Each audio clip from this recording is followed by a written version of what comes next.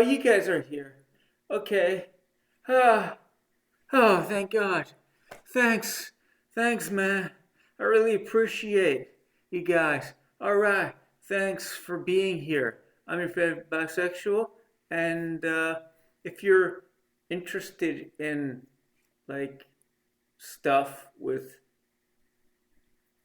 maybe stuff like this and full frontal male nudity, I have a Patreon.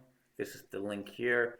I'm fully nude in all of the videos, and I uh, have two tiers, a $10 tier that I do nude vlogs, and a $50 tier that I have nude short films, and you can also live stream with me once a month on there too, and you can chat with me on both tiers if you're interested. And I also have a new thing that you can buy an individual post if you don't want to commit to the full price.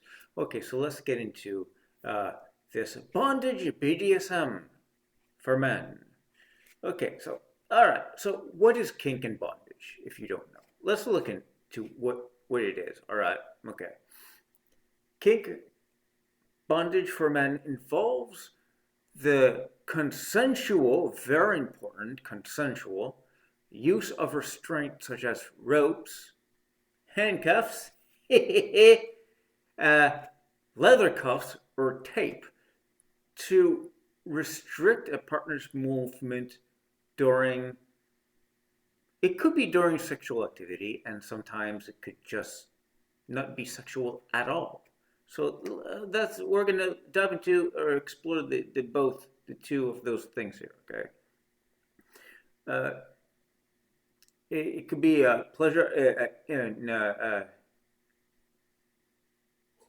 during sexual activity for pleasure, intimacy, and the exploration of power dynamics. That's also a thing. It could be like a power dynamic kind of sort of stuff thing. Uh, but sometimes it's empowering not for the submissive person, or it can be for the submissive person, and it could be for the dominant person. It could be uh, a power dynamic for either one, really. And I'll dive a little bit into that a little bit later. Okay, so the key aspect of kick bondage for men is bondage can range from soft or using silk scarves, right? It can be very light and comfortable. It could be, it doesn't have to be like rough and scary. And people think about bondage as being something that's a physical, like a physical bondage, like this.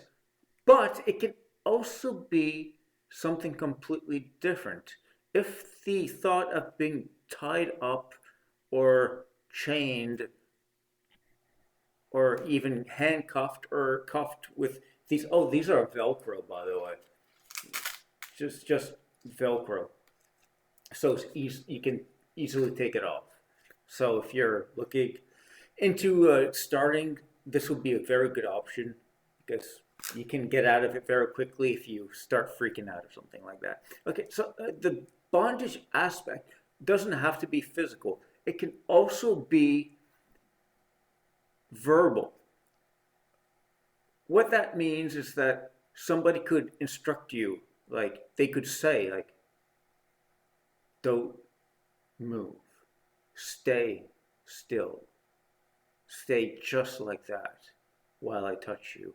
Don't move. Don't move. Right? It could be a verbal thing, so that way you're actually not restrained physically, but you're using it as an emotional kind of thing where that could be for absolute beginners, and that it would be something that would be extremely comfortable, right? Even more so than having something, you can just, you're out of it just like that.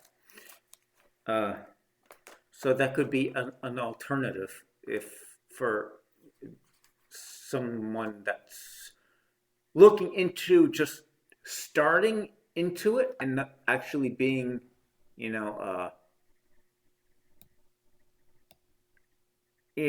go right into it full steam ahead or dive right in.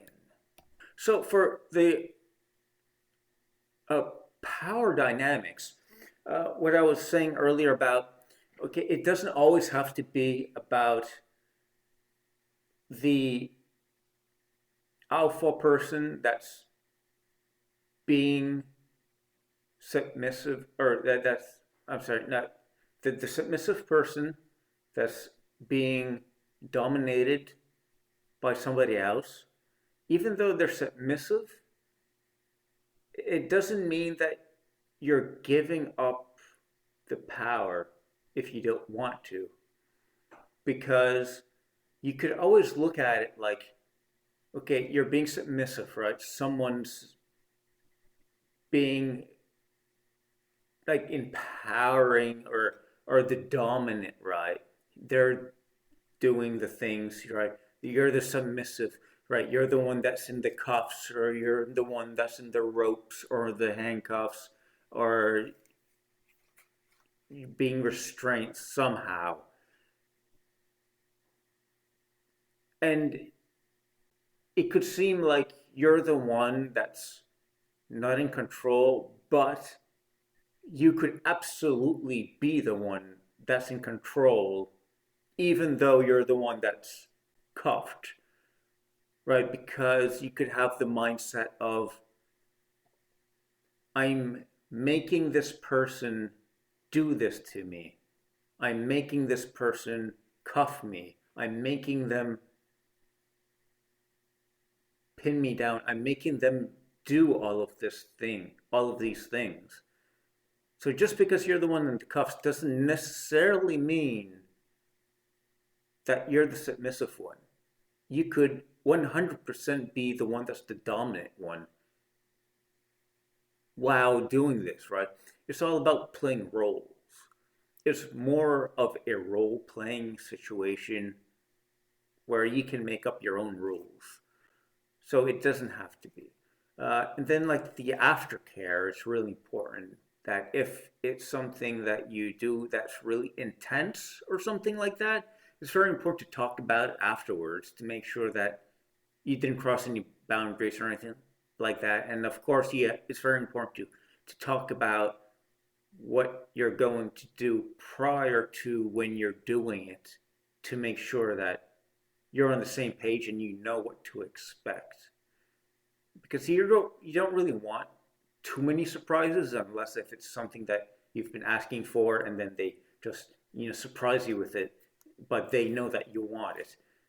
So yeah, I haven't, me personally, haven't really done a lot of it, and but it can be very sensual and arousing. Of course, it would be for both people, not only one. So if there's a partner that's trying to get you into it, just don't think that it's just for them. It's probably also for you, because both parties should get enjoyment out of it. It shouldn't be just a one-sided thing. It doesn't matter what it is. So that's I broke free. I broke free, which means that the video is ended. So like and subscribe, and let me know what you think about it, and if you have any other topics that you want me to cover. Savin, hope to catch you in the comments. See you later.